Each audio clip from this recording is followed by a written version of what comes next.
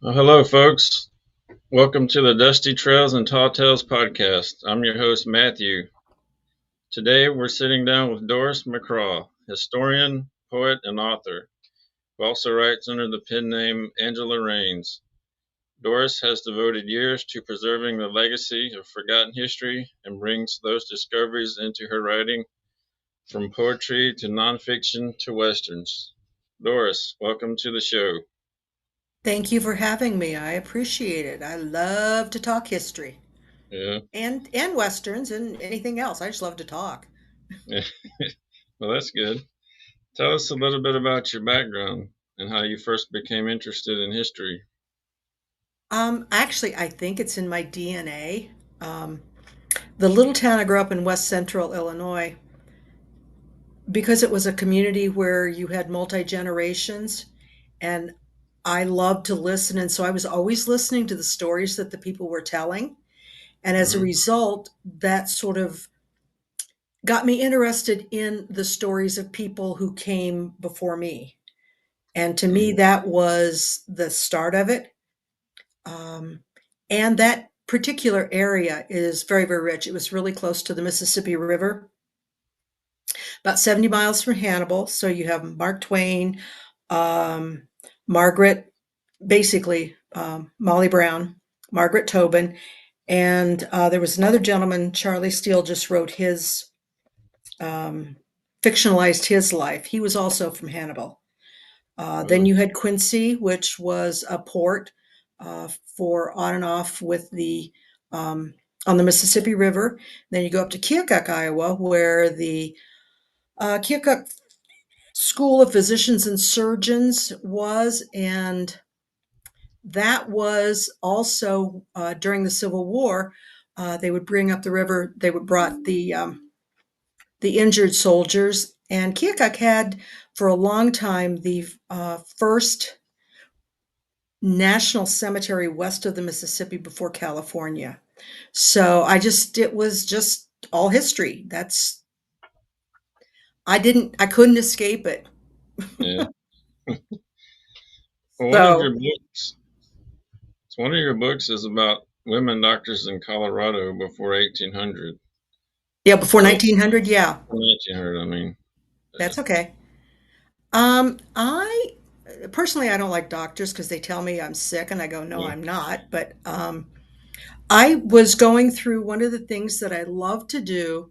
Uh, when I had the time, I would go through the old microfilms of the newspapers here in Colorado Springs, where I live, Hmm. and I found obituary in 1880 for a Julia E. Loomis, which is her headstone that you see on the cover of this book.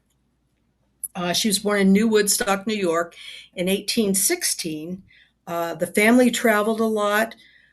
She actually she went to medical school once they opened up in 1869, 1868, graduated in 1870. The second class of that particular school. She was in Colorado Springs by 1878, and she died in 1880. But the fact that she'd gone to medical school at such an advanced, she's in her 50s, late 40s, early 50s. And I just became very fascinated. So then I found another woman doctor who was here at the same time, 1878, although she was in Denver in 1876, and that was Harriet Leonard. And those two were followed very quickly here in Colorado Springs by Clara Rowe and Esther Holmes. So by 1880, we had four women doctors in Colorado Springs and Manitou Springs. And from there, I just kept digging and digging. And so far, I have documented, even though there were six women doctors before 1900 that are buried in Evergreen Cemetery. There were 18 that were practicing medicine before 1900 in this area. And I'm revising the book to include Cripple Creek because there were four doctors up there before Teller County became Teller County. Up until 1899, it was part of El Paso County, which is where Colorado Springs is. Yeah. And so I'm up to in this area before 1900, probably about 1890, about 22 doctors. And I have a criteria. They had to have either graduated from medical school or been licensed by the state of Colorado, which started licensing physicians, both men and women, by 1881. Uh, California had started in 1876.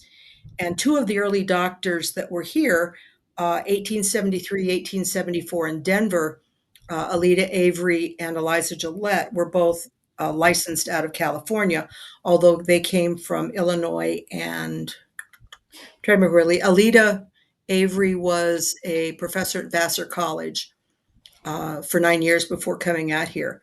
But before 1900, I've documented 200 women who either Oh, graduated medical school or were licensed by the state of Colorado between 18.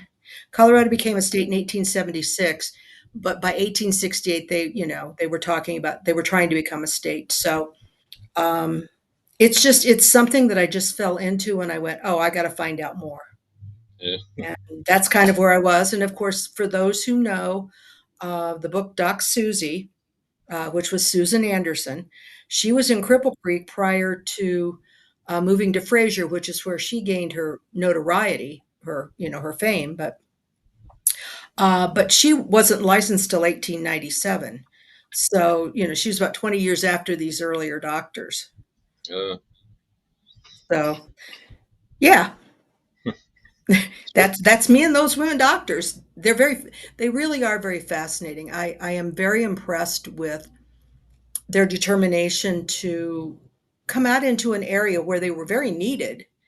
Um, and of course, Colorado Springs, where I live now, was an area where people would come to get well. We're at 6,000 feet here. And in those early days, the air was very clear. Manitou Springs had all these mineral springs that people would come out, and if the water didn't kill you, it probably would cure you because some of that stuff tastes really horrid. I've tried most of them, but that's what this area was famous for, yeah. and Denver. And so it was a magnet for women, and it was a little more open than the East Coast. Uh, what's the most surprising thing you've learned about some of these women doctors? Well, like Julia Loomis, the fact that she went to medical school and she was very well written. In the book, I quote part of her uh, message. She wasn't the valedictorian, but she spoke to her graduating class, and she was an incredibly well versed person. She had wonderful vocabulary. But one of the things that she said in there, because they talk about women having a tough time, yet she and her family moved all over before they ever came out to Colorado Springs.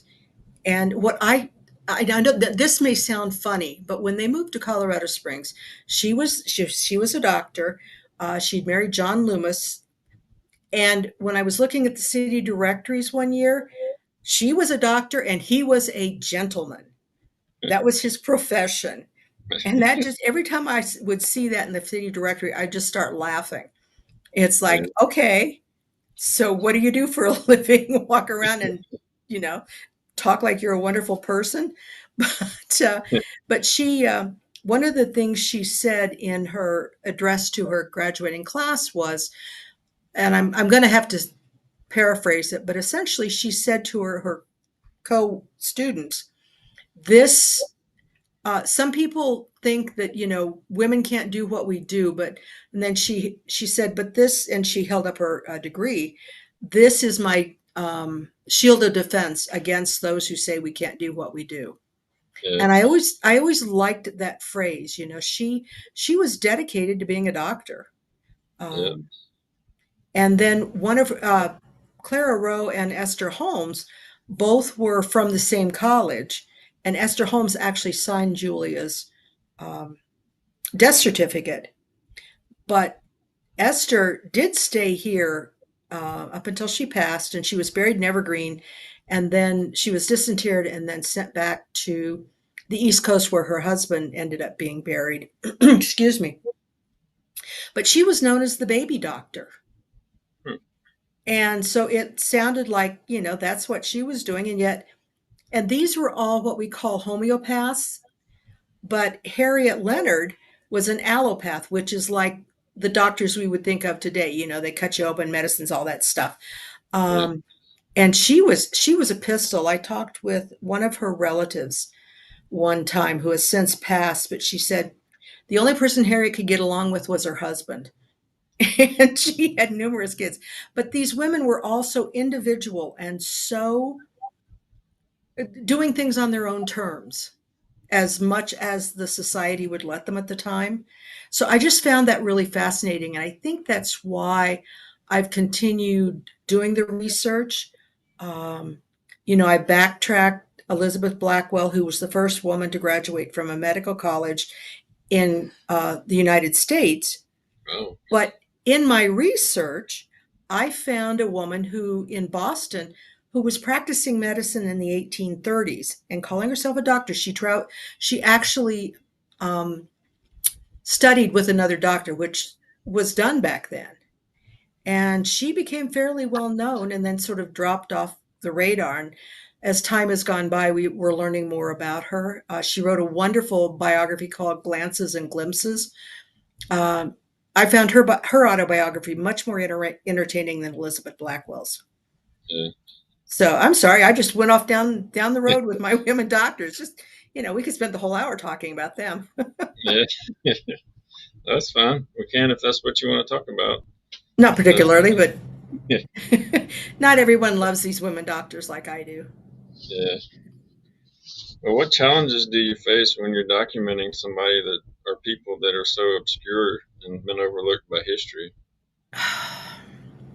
A lot of times, um, if I can, I try to start with an obituary, which is my luck with Julia Loomis. The special collections, that we have with our library here, they have a book that a gentleman compiled everyone who had applied for a license in Colorado after 1881. And so I've been through that book about 3 times, just documenting any women who showed up there. Mm. I've gone through city directories. Um, I have my handy dandy ancestry.com that I pay my um, substantial amount to every year, but that's important to me because once I get a name, I start digging. Yeah. Um, and I don't know one of the things, although she was after 1900. Does anyone ever remember the show Laramie? I remember With it. I've seen a few Yeah. episodes. Well, those final years they had Spring Byington was on it. Aunt Daisy. She was from Colorado. She lived here in Colorado Springs for a while. And Mm. after she had moved away, she'd grown up, um, her mother went to medical school and was a doctor in Gunnison, Colorado. Now, if I hadn't been in the stacks and researching, I would have totally missed that. Yeah. But and I mean, we all know Festus King Curtis. He was Yeah. from down in Lamar, La Junta. They're both right next to each other down in the southeast corner of the state. Yeah. Um, So, how many people have heard of Andy Adams? Yeah. I've heard of You him. know who he is? No, I've heard Okay. I've heard the name, but I'm not sure who he is. Yeah. Well, he's actually buried in Evergreen also. In case you haven't figured out, I spend a lot of time in cemeteries because the headstones are incredibly fascinating. But Andy Adams, who wrote My Life as a Cowboy, which was supposed to be a novel, but it was based on his experience as a cowboy in Texas. Well, he moved to Colorado Springs and lived in the hotel here until his passing. So, um, but his book, if you would, most people consider the stories he relates as being pretty authentic, Yeah. and that was written, in the early 1900s. So um, That's that's cool. that's kind of that's where I go down these rabbit holes, Yeah. and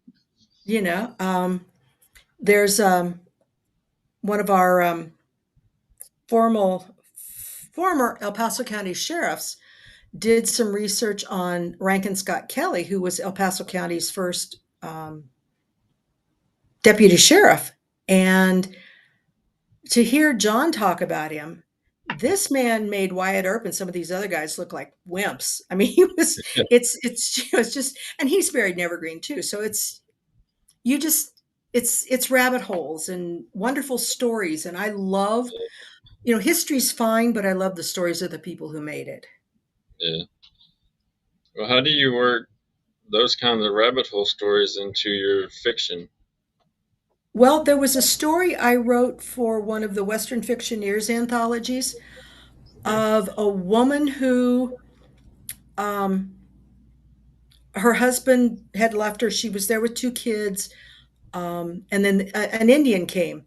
Well, that was based on a story that I found when I was researching for a talk I was giving about a woman who, her children, um, and the story is that one of the Braves rode up to the her house and said, "I'm hungry." I mean, I'm condensing it, Yeah. and she said, "I don't have any food." And my husband's coming back, blah blah blah blah blah. And so the next day, the Brave shows up with a haunch of, I think, deer.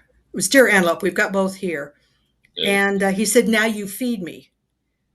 And so I wove the idea of a woman who was working with the Indians. Her husband had left, and she's trying to survive in this area, uh, which is actually south of where I am now. And so I wove that. I fictionalized that story for one of the short stories in the anthology. So that's kind of how I do it. Yeah. Um, and I'm trying to think, when I wrote, because if I write novels, I tend to write them in with other authors on a theme, which Hmm. allows me to not only get my book out, and we all self-publish, but allows me to get my book out, but I also have the opportunity to reach the other authors' readers and they get to reach mine. Yeah. And my first novel that I wrote about a woman doctor out on the eastern plains of Colorado.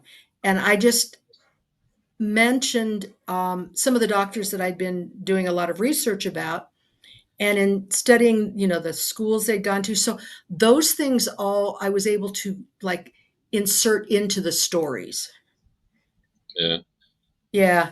And one of my novels, I live really close to Canyon City, which is where the territorial prison is.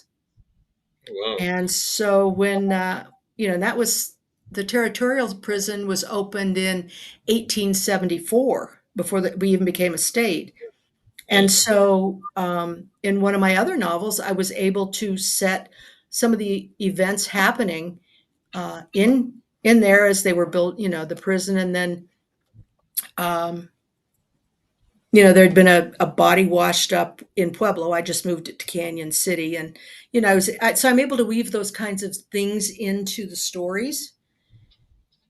And I wanted my hero to get from Tin Cup, which I just love, back to lead back to Canyon City, but I needed him to go to Leadville and I couldn't figure out how to get him there. So I was reading in the papers where there were a couple of forest fires in the area that he had to go through. I said, "Oh, I'll just have a forest fire and have him, but it was based on fact." So that's how I do that silly thing. Yeah. That's good. There's a lot of great historical places in Colorado. I've always wanted to visit St. Elmo. Oh yeah. Yeah. I St. Elmo's cool. I was in it's been a while since I was in Tin Cup, which is up in the Taylor Park area. And one of the stories, and I don't remember where I mentioned it or not, but one of the stories that came out of there within a year, I think they had five different city marshals. One went crazy, two got killed. I mean, it just was this rip roaring town, and it's just got this wonderful history to it. Yeah. And the more I dig, the more I want to know. And it's up at about probably 8 or 9 thousand feet, maybe close to 10. And no railroads could get up there, so it was just, yeah. But St. Elmo's is still pretty good shape, and of course Cripple Creek is just an hour's drive from where I'm sitting. Oh, wow. Yeah. I'm kind of in a sweet spot in terms of, that kind of history. Yeah, Yeah. sounds like it. What's the most unique place you visited? Here in Do you reach Col in Colorado? the Great Sand Dunes National Park. It was a monument when I was there. It's I don't know whether it's you have these mountains and then you have this huge like desert, these sand dunes.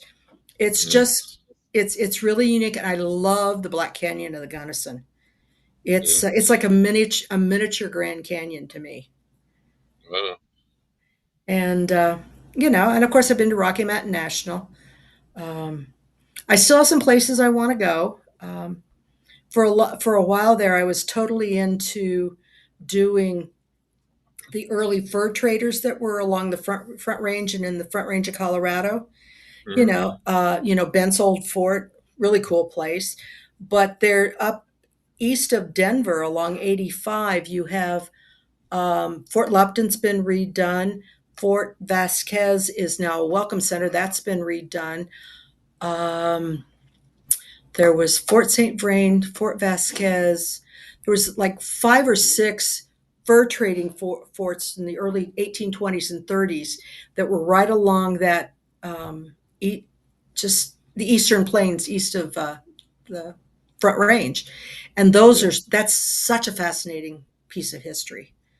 yeah, You know, you have your Jim Beckworths and the Saran St. Vains, and of course Bent, who built the first fort and then supposedly blew one of them up and opened another one, and he was involved with his wife was one of the natives, so it's so much great history. I'm sorry.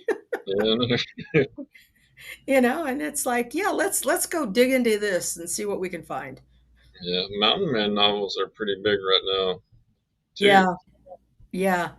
um and their stories, I if you know Fort Pueblo, which before the town of Pueblo became in 18, was it 52 or 54?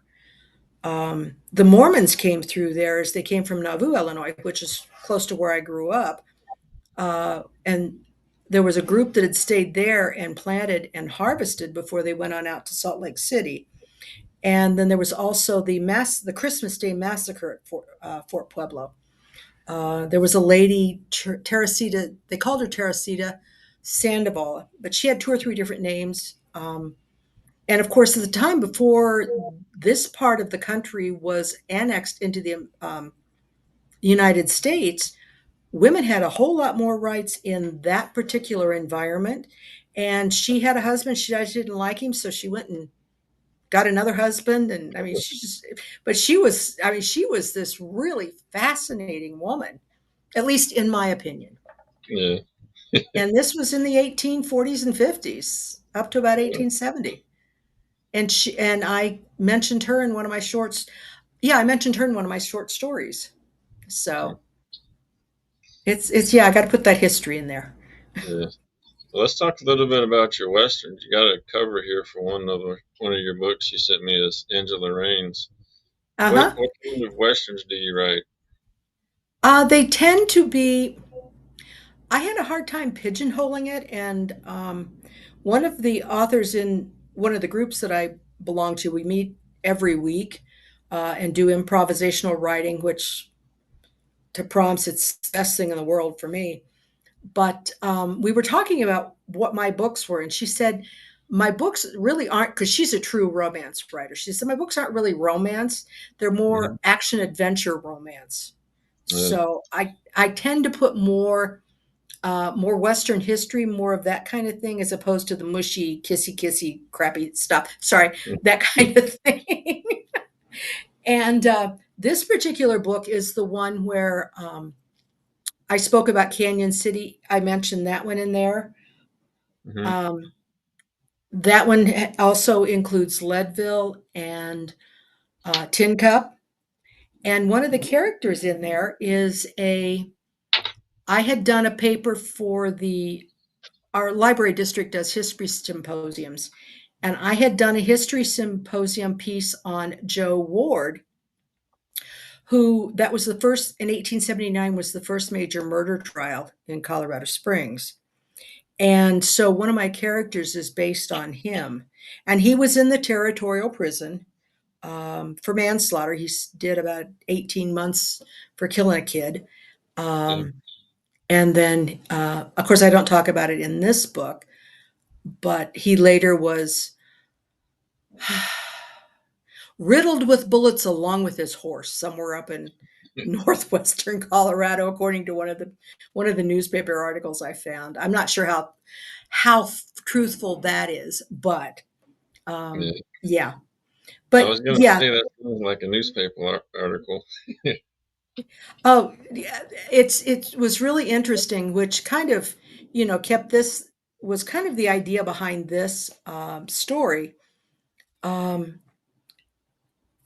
he is one of a two brothers. The hero is, and he took the fall for his brother. It's a little more complicated than that, but it's more the story about the two of them trying to survive this guy that had escaped prison. Um, So that's even though technically it's supposed to be a romance, it's more about what's happening, trying to get Yeah. away from this guy. Yeah. So So, they're yeah. they're more traditional westerns with a love story, basically. Yeah, I think so. Most of them are. Most of them that I've written tend to be that way. I'm just more comfortable with telling the story of people and having the characters react to each other as naturally as possible and still have a happy for a romance, you have to have a happily ever after or a happily for now, ever Oh, after for now. So, yeah, I have the happy endings, but in the meantime, I try to tell basically a traditional story. that's good. Yeah, I prefer to read those, to be honest with you. Yeah. Um, I prefer it be as I mean, yes, I know it's fiction, but I try to have it as natural and as realistic as I can make it. Yeah. In the confines of telling a fictional story. Yeah. Well, what are some of your writing influences? Like some of your favorite writers? Ooh, okay. That gets a little long.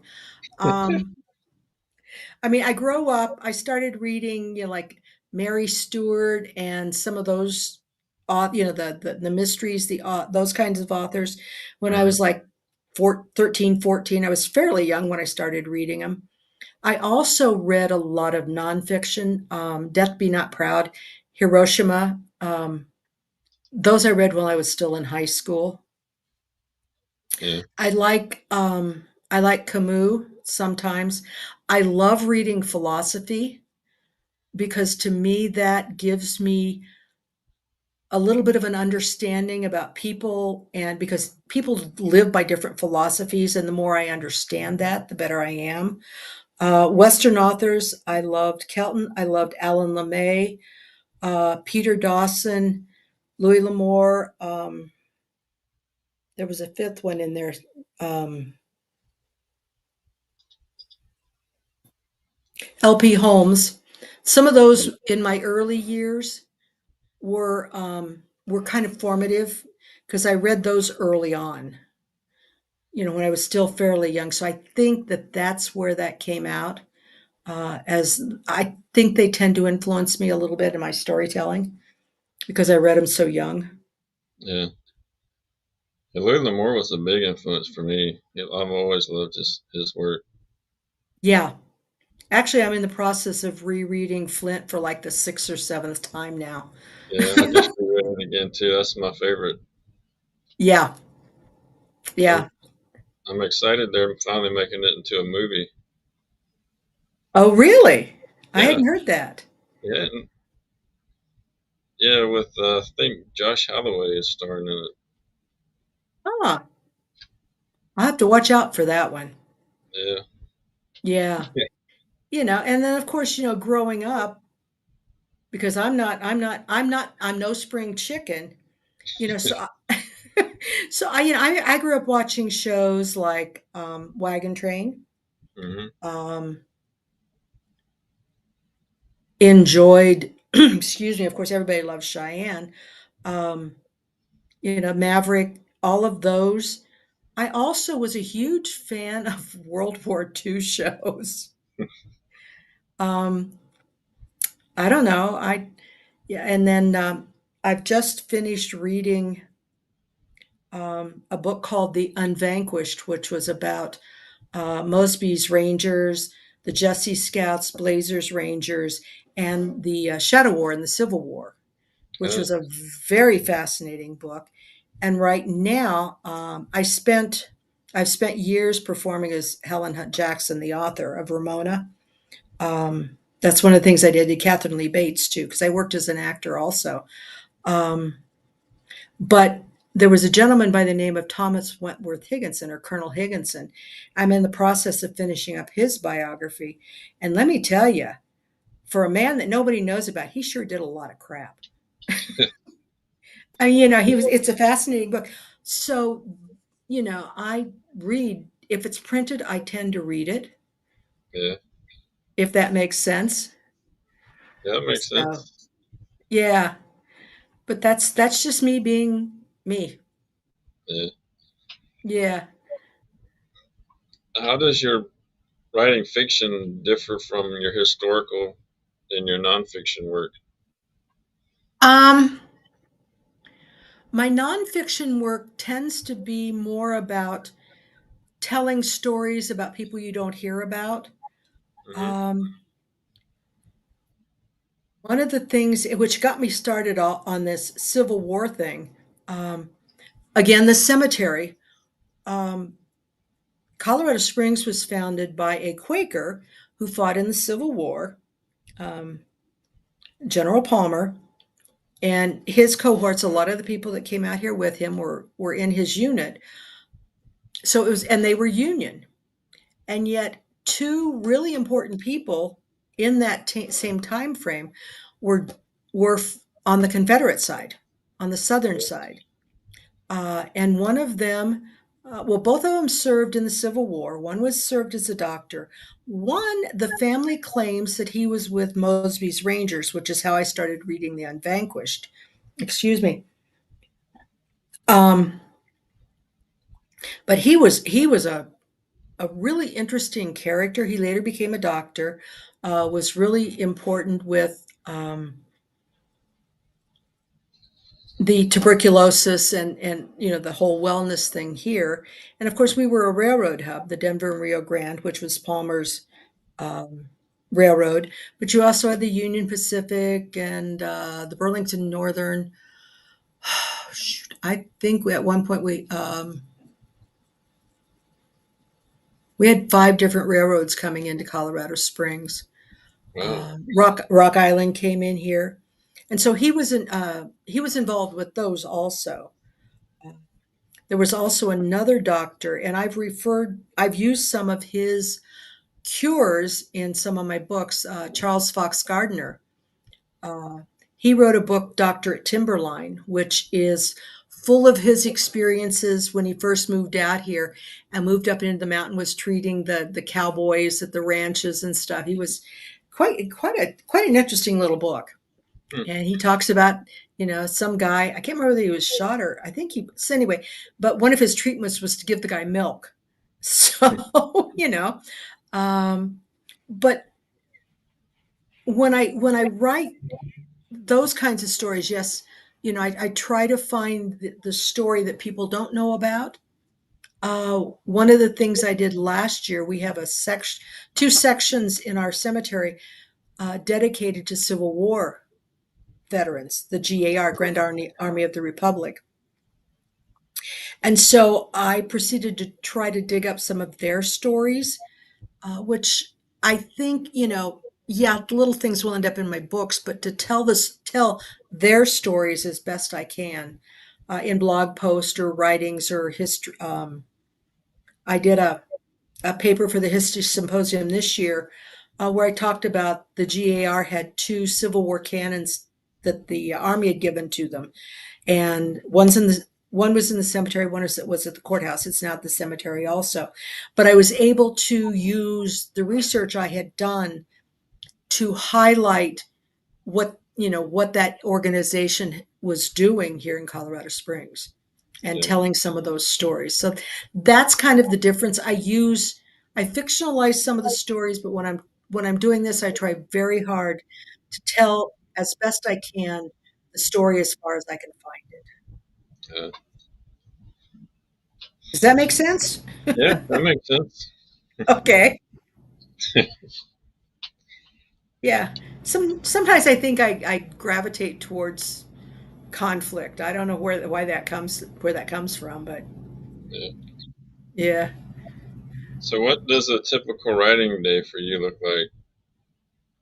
Um, Usually, in all honesty, most of my writing gets done in my Thursday evening writers group. We have 2 hours of dedicated writing, three different prompts. And the thing is when we meet in person, you write for a time, then you have to read what you write, which is really good because it allows you to hear what your writing sounds like. You also get to hear other people, their styles. If I'm trying to finish a book like I am now, if I get a moment here at work, I'll sit down and start writing the next scene. Yeah. But I don't have any because I'm still working. I don't have a time where I just can sit and write like I would like to. But Right. when I do have those times, I tend to write for an hour or two, sometimes three, and then the rest of the day is spent thinking about it while I'm doing other things. I Yeah. mean, I'm a great one for driving around going, okay, let's see. Yeah, this is what I'm going to do next with this person. And how can I um, make this exciting? I was at a screenwriters conference a number of years ago now. And the gentleman who wrote the story for Bad Boys, he was on a panel and someone asked him a question about, how he wrote. And he says, I just take my character and I look at how many ways I can F him up. And that's how I tell my story. And I've Yeah. always remembered that. It's like, well, yeah, that would, I'm not sure I would do that to all my characters, but it allows me to keep the story moving because it's like, what can I do to them that they have to overcome? Yeah. That whole hero journey thing. Hmm. So I do think a lot about what I need to have happen to them that creates a sense of urgency that allows my characters that I'm writing to grow and not be stagnant as I'm writing.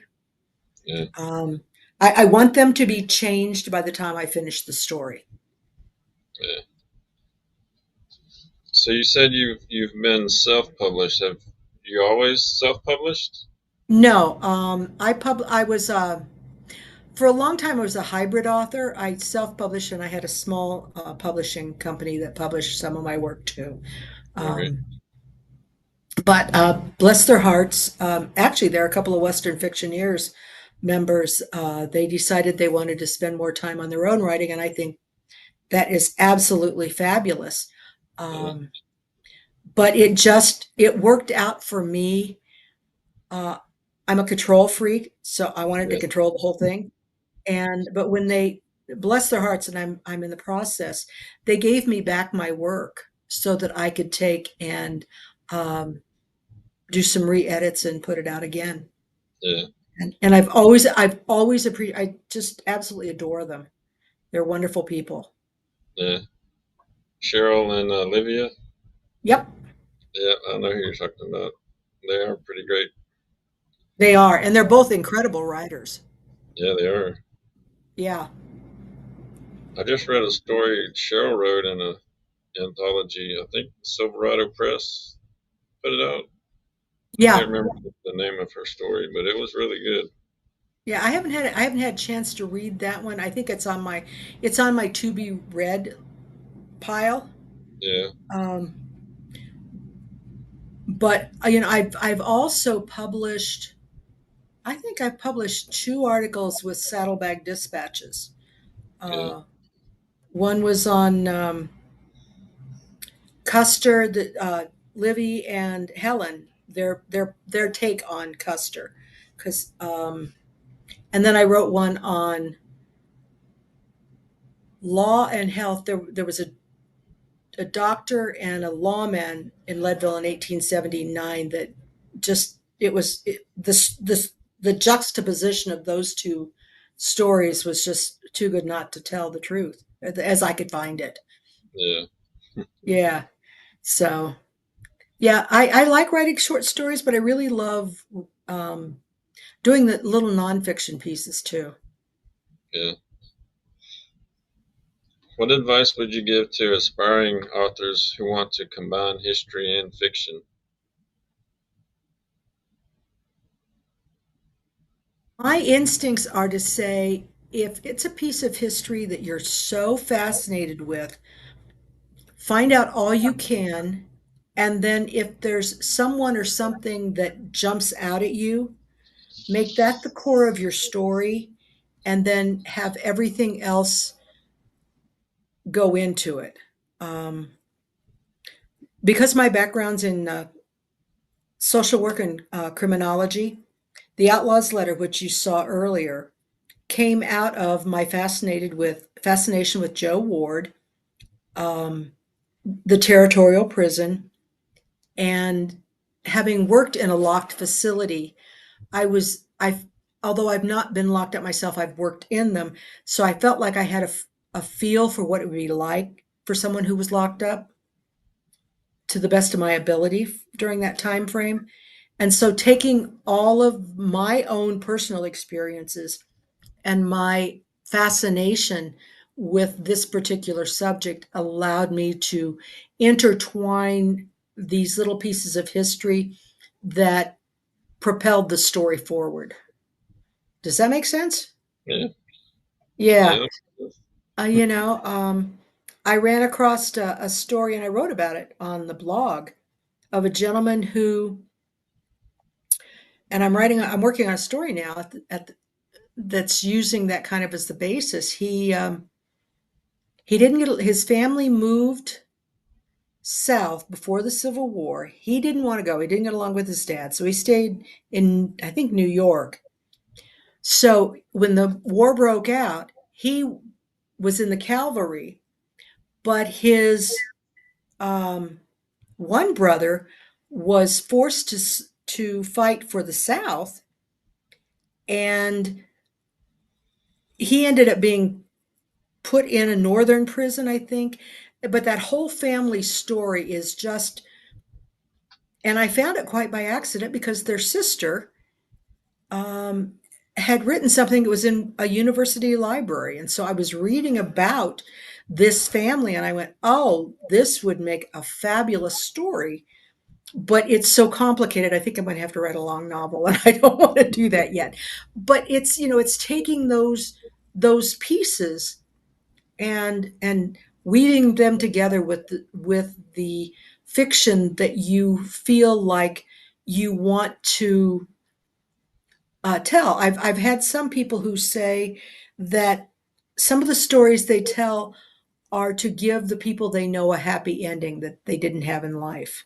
yeah, And so it's what is your goal in telling the story, and what is your goal when you find this piece of history, and how best to tell the story that you want and have it end the way you want it.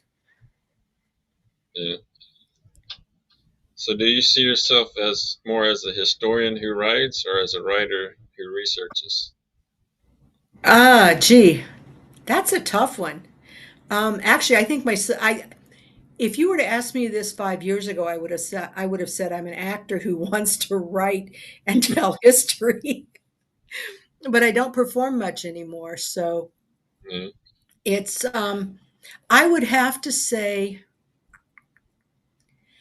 history and philosophy are so important to me that I would say those inform my writing. Um, so probably I'm I never considered myself a historian until a friend of mine who was a historian said, "Oh no, you're a historian." I said, "Okay, I'll take that." But um, but most of what I do tends to be based on the research and stuff that the history that I dig out.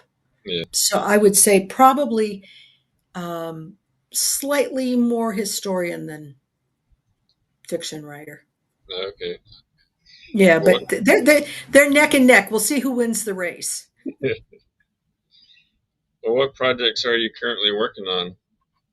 I'm in the process of, like I said, revising the doctor book to include the Cripple Creek area, but before 1899 when it became its own county. Um, and then I have a book due out in October that's part of a series with other authors, technically a romance based on the national parks. And of course, Rocky Mountain is just up the road for me about 3 hours, and I've been there.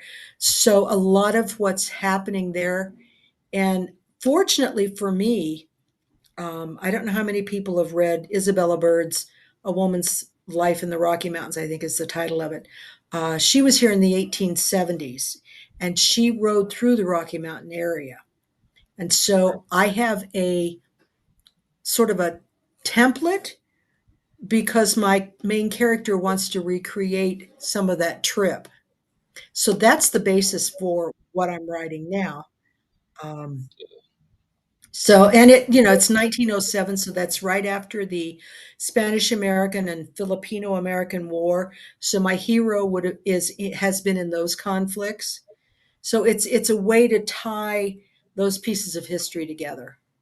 Yeah. And Enos Mills and creating Rocky Mountain National, which became a national park in 1915. Yeah. So, it's just that's the book I'm trying to finish now.